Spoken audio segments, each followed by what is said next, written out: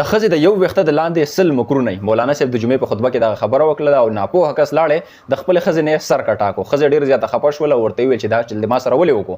نو ښځې ته ویل چې مولانا صاحب د جمعې په خطبه کې دغه شانته خبره کړې ستا د مکرونو ټوټل لغه جاله مې ختم کړه، ستا مکرونه مې ختم کړل. څوک وایي 60 مکرونه، څوک وایي یو کم سل، یو څوک وایي سل چې سم وي، خو بس دا ده چې د ښځې ډېر زیات مکرونه یې ځي. ښځې داسې خاص داسې حرکت نه و کړی چې په هغه باندې خاوند خفه کړی و، خو بیا هم ښځه ډېره زیاته خفه شوه چې صحیح ده ځه اوس به ګورو چې مکر څه ته ویلی کېږي. ښځه په بله ورځ باندې بازار ته لاړه او میان یې راوړه او په کوم پټي کې به چې د خاوند کار کاوه په هغه پټي کې هغه میان د خاوند ته خښ کړه او د یو 2 میان یې ځان سره په کور کې هم وساتل. سړی چې کله کار لاړی اول کې کار شروع کړو نو په پټي کې به میان راوتل. سړی ډېر زیات خوشحاله شو چې زما په پټي کې خو میان را روان دي، دا څنګه چل دی. نو هغه واپس راغلی او هغه ټول میان یې ښځې له راوړه، ورته ویل چې ښځې دا پاخه کا د کار نه چې کله راشم نو دا به ماله پخې. هغه ویل چې ټیک ده بېغمه شه.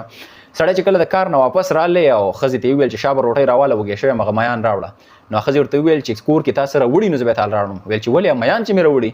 ویل چې کوم دي میان تا د کوم ځای نه راوړي دي؟ سړی ډېر زیات بحث د دواړو په منځ کې شروع شو او سړی ډېر زیات غوسه شو.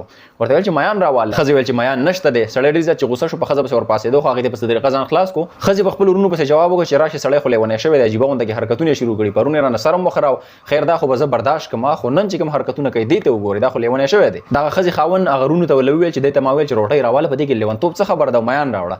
نو ښځې وویل چې ټیک ده میان خو به زه راوالم، خو میان راوړي تا د کوم ځای نه دي.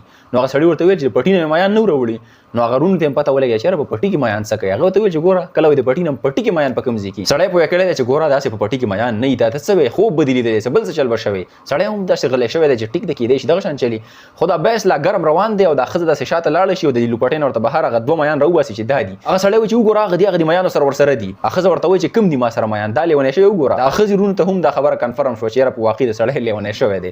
هغه وروڼو ویل چې سبا به دا هسپتال ته موږ بوځو. وروڼه چې کله لاړ نو هغه ښځې خپل خاوند د ځان سره کېنه او ورته یې وویل چې ته په خپل ځای باندې ټیکې، خو دا د مکر قیصه چې کوم دی دا تا ډېره زیاته الټه په بل ځای باندې اپلای کړله. ما څه داسې څه ستا سره غلط نه و کړي، تا ته مې څه مکر نه شو کړی، خو ته ناپوهه یې، په خپله باندې نه پوهېدې، نو هغه خپل ناپوهۍ تا باندې دا چل وکړو. ګنې ستا خبره بالکل ټیک ده، خو تا ته مې هسې د ښځې دا مکر ښودو چې آینده دپاره داسې څه الټه پلټه حرکت ونه کړي. نو اوس معافي غواړې که نه پاگلخانې او یا هسپتال ته دې بوځم. خپله رایه را سره کمنټ کې شامله کړئ. انشاءالله ملاویږو نوې ویډیو کې. تر هغه دمه الله کی اجازت، د الله په امان.